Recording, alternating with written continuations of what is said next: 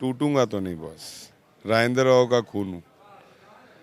इस जन्म में तो नहीं जा पाऊंगा बीजेपी में। तो एकदम दावा के साथ आप बोल रहे हैं कि दावे के साथ बोल रहा हूँ, इस जन्म में तो क्या बीजेपी में नहीं जा पाऊंगा। ईडी के पास जो है सीधे आप तक पहुंचने के लिए अगर कोई रास्ता नहीं दिख रहा था तो आईटी क्या एक पिच तैयार करके गई है, इसके बाद ईडी आसानी से आप तक पहुंच। भैया बीजेपी से टकराओगे तो तुम्हारे ऊपर इनकम टैक्स सीबीआई का छापा पड़ेगा।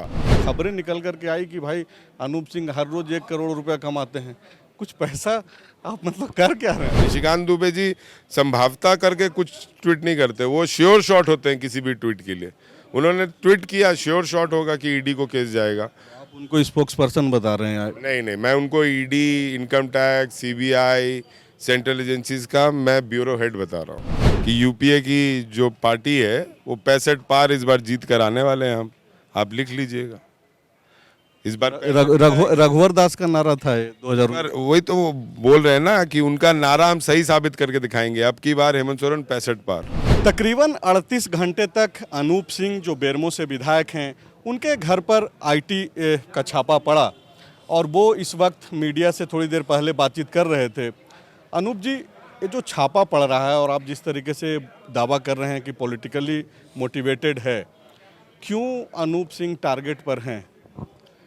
अनूप सिंह टारगेट पर इसलिए है क्योंकि एक मजबूत कांग्रेसी परिवार से अनूप सिंह आता है और शायद उस परिवार को तोड़ना अन्य पार्टी के लिए थोड़ा मुश्किल हो रहा है, इसीलिए अनूप सिंह टारगेटेड है। कैसे टूटिएगा और कहाँ तक जाकर? टूटूंगा तो नहीं बॉस, राजेंद्र राव का खून हूँ। इस जन्म में तो नहीं जा पाऊंगा बीजेपी में। तो एकदम दावा के साथ आप बोल रहे हैं कि दावे के साथ बोल रहा हूँ, इस जन्म में तो क्या बीजेपी में नहीं जा पाऊंगा।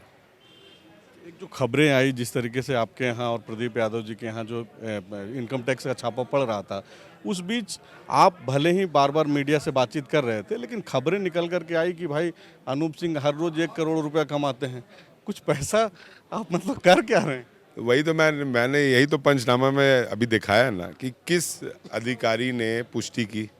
मेरे को जो पंचनामा मिला उसमें तो ऐसा कुछ पंचनामा नहीं है जो मैंने आप लोगों के सामने दिया। जो सीज हुआ, जो कैश सीज हुआ, ये हुआ, जो मेरे पास संपत्ति मिली। अब 1 करोड़ रोज कमाता तो मेरी बीवी के पास 9 लाख का गहना मिलता। 1 करोड़ कितना कमाते हैं? 1 करोड़ रुपया रोज कमाता तो क्या मेरे घर में 90,000, मेरी माँ के घर में 54,000 रुपये मिलते।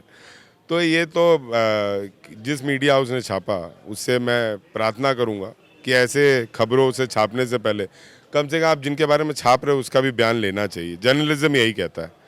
मीडिया का जो एक फिक्स है जर्नलिज्म, वे ऑफ जर्नलिस्ट का होता है मीडिया में प्रस्तुत करना किसी भी चीज़ों को, उसमें यही कहा जाता है कि सामने वाले पक्ष का बयान लेना चाहिए।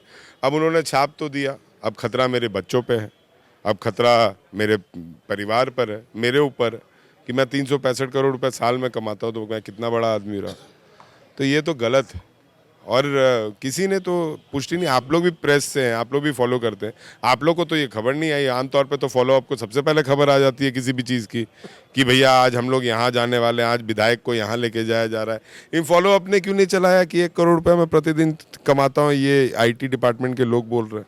हम लोगों के पास डॉक्यूमेंट्स नहीं मिल पाया, हो सकता है जिस संस्थान ने छापा है उसके पास होगा। तो डॉक्यूमेंट्स नहीं मिल पाए, लेकिन डॉक्यूमेंट्स तो सबसे पहले IT को मिलना चाहिए था ना। तो IT को तो ऐसा कोई डॉक्यूमेंट्स नहीं मिला। अपने पंचनामा में तो IT ने दिया ही नहीं, जिसका प्रस्तुत मैंने आप लोग के सामने किया हूँ। क्योंकि सबसे ज़्यादा ये जो जानने वाला और पूछे जाने वाला जो सवाल आज का बना हुआ है कि भाई क्या वाकई में अनूप सिंह 1 करोड़ रुपये हर रोज़ कमाते हैं, तो इसका जवाब तो आप दे दिए कि भाई नहीं है, सब झूठी बातें हैं। कमाते कितना हैं आप? देखिए, साल में मैं इनकम टैक्स रिटर्न फाइल देता हूँ। मैंने लास्ट नॉमिनेशन में अपना करीबन 1.5 करोड़ का आय दिखाया था साल में। इस साल कुछ बढ़ेगा क्योंकि मेरे को सैलरी अब मिल रही है विधानसभा से। इस साल बढ़ेगा क्योंकि मैं फिशरीज़ का एक कृषि के माध्यम से फिशरी का बायोफ्लॉक का एक सेटअप भी किया हूँ बहुत बड़ा। तो थोड़ा बढ़ोतरी होगा उसमें।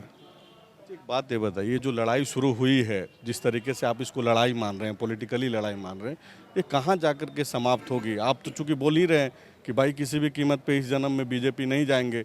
आरोप आपका यही है कि बीजेपी में लाने के लिए ही ये सारा चीज़ हो रहा है, तो ये थमेगी कहाँ लड़ाई? जब दोबारा चुनाव होगा झारखंड में तो अब की बार हेमंत सोरेन 65 पार होगा, तब जाके थमेगा कि यूपीए की जो पार्टी है वो 65 पार इस बार जीत कर आने वाले हैं हम। आप लिख लीजिएगा इस बार रघुवर दास का नारा था ये 2000। पर वही तो वो बोल रहे हैं ना कि उनका नारा हम सही साबित करके दिखाएंगे। अब की बार हेमंत सोरेन 65 पार, इस बार हम सही साबित करके दिखाएंगे, क्योंकि जिस तरीके से हम काम कर रहे हैं ना तो बौखला गई है बीजेपी। और हेमंत सोरेन जी के काम करने की क्षमता को उन लोग गलत आंक रहे हैं, उनके विधायकों को गलत आंक रहे हैं। हम नीचे स्तर पर काम करने वाले हैं और तभी शायद मेरे परिवार से मैं 7वें बार का विधायक हूँ। अगर मैं काम नहीं कर रहा होता या मेरे पिता काम नहीं कर रहे होते तो हम जीत कर नहीं आते दोबारा।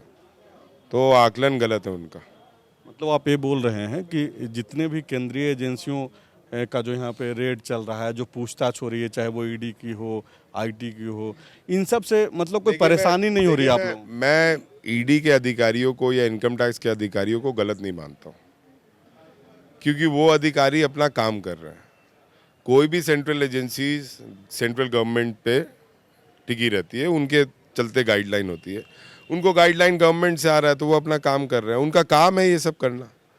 अब काम कर रहे हैं और गवर्नमेंट उनसे करवा रही है तो ये गवर्नमेंट को देखना चाहिए कि आप क्यों गलत को सही साबित करने में लगे हैं और क्या सही को गलत साबित करने में लगे हुए हैं। ये गवर्नमेंट को देखना चाहिए, मैं अधिकारियों को इसमें दोषी नहीं देता। अभी जो एक ट्वीट की जिक्र हो रही थी प्रेस कॉन्फ्रेंस में कि आपके यहाँ जो छापा पड़ा और अब वो संभवतः ईडी के पास ये मामला शायद जाए। नहीं, उन्होंने शायद घोषित कर दिया है कि ईडी ले रही है। संभावता उन्होंने नहीं लिखा है। निशिकांत दुबे जी संभावता करके कुछ ट्वीट नहीं करते, वो श्योर शॉट होते हैं किसी भी ट्वीट के लिए। उन्होंने ट्वीट किया, श्योर शॉट होगा कि ईडी को केस जाएगा। आप उनको स्पोक्स पर्सन बता रहे हैं? नहीं, मैं उनको ED, income tax, CBI, central agencies का मैं ब्यूरो हेड बता रहा हूँ, वो हेड है। तो ये क्या माना जाए जो लोग क्योंकि आज जब इनकम टैक्स वाले कल मेरे घर पे आए तो वो भी यही पूछ रहे थे, यार ये निशिकांत दुबे जी कौन है? तो मैं बोला कि आप लोग नहीं जानते हैं? तो बोले नहीं, लेकिन ये कौन है? हम लोग के आने से पहले ही वो ट्वीट कर देते हैं, हम लोग अंदर जांच कर रहे हैं, वो ट्वीट कर दे रहे हैं। तो हमने तो कोई प्रेस ब्रीफिंग नहीं किया, हमारे किसी लोग ने निशिकांत दुबे को फ़ोन नहीं किया, लेकिन इनको पता कैसे चल जाता है? और पता चलता भी है तो सही चीज़ क्यों नहीं पता चलता है? गलत ही चीज़ क्यों हमेशा ट्वीट करते हैं? अब वो ईडी वाला शायद उनका सही हो जाए कि मेरा जो केस है वो ईडी को ट्रांसफ़र हो जाए।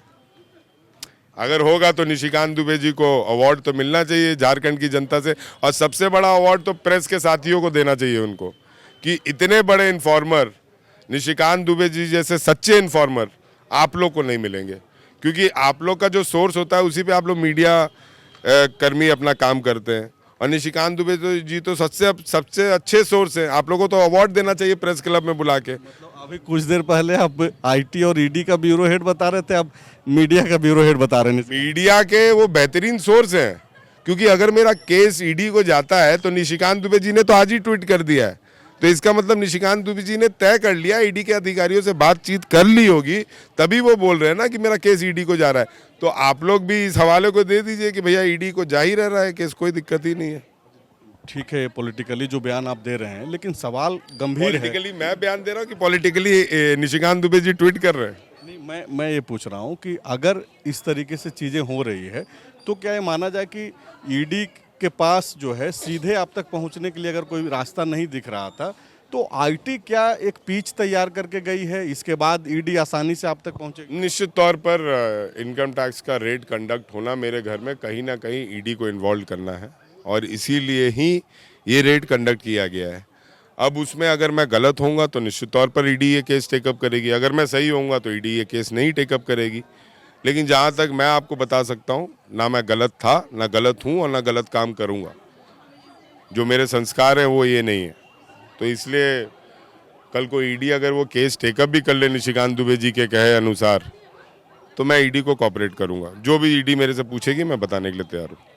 आपका जो 2 दिन बीता, घर में आप रहे कैद, हमेशा आप लोगों के बीच में रहते हैं, कैसा रहा? मतलब आप काफ़ी परेशान थे क्या, या फिर आप मतलब कॉन्फिडेंस था आपके अंदर कि कुछ निकलना नहीं? मैं परेशान बस इस बात से था कि मेरे को फ़ोन नहीं आ रहे थे जनताओं के, मेरे कार्यकर्ताओं के, मेरे वोटर्स के फ़ोन आते थे ना तो मैं खुशी महसूस करता था।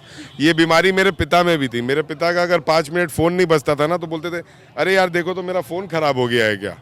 तो वो चीज़ जो है ना, जनता से दूर जाने का चीज़, वो 2 दिन मेरे को काफ़ी तकलीफ हुआ, क्योंकि मेरा आदत है मैं हर दिन कम से कम 300-400 आदमी से बात करता हूँ, तो और जिसका फ़ोन आता है उसको कॉल बैक करता हूँ, तो वो कहीं ना कहीं कमी महसूस हो रही थी। लेकिन हाँ, ये है कि 2 दिन बच्चों के साथ बिताने का, एक लंबे समय के बाद मैं अपने बच्चों के साथ 2 दिन बिताया, अपने पेट्स के साथ, अपने डॉग्स के साथ मुझे खेलने का मौका मिला बहुत लंबे समय के बाद, क्योंकि मैं पेट लवर हूँ। तो आमतौर पर हर घर में दिख रहा था। आमतौर पर हर घर में मेरे पेट्स हैं, तो विधायक बनने के बाद ये समय नहीं मिलता था, लेकिन इस बार समय मिला।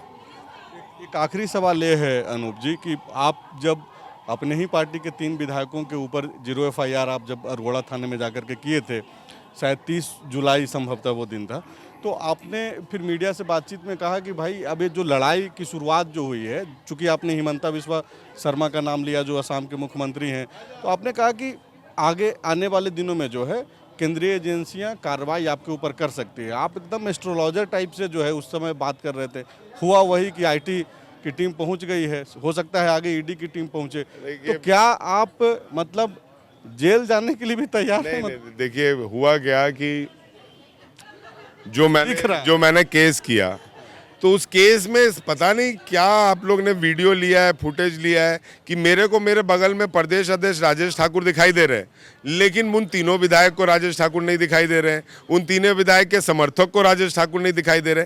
अरे भैया, मैंने केस अकेले थोड़ी किया, मेरे साथ मेरे हाथ पकड़कर राजेश ठाकुर जी उस केस में मेरे चश्मदीद गवाह बनकर गए थे, और वो प्रदेश अध्यक्ष हैं, और प्रदेश अध्यक्ष मेरे साथ जाते हैं, तो कहीं ना कहीं पार्टी का गाइडलाइन होता है जिस आधार पर मैं केस करता हूँ।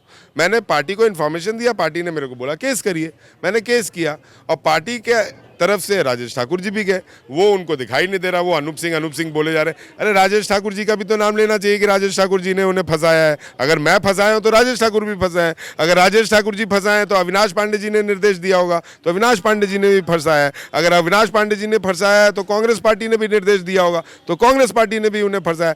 वो ले दे के मेरे को टारगेट कर रहे हैं।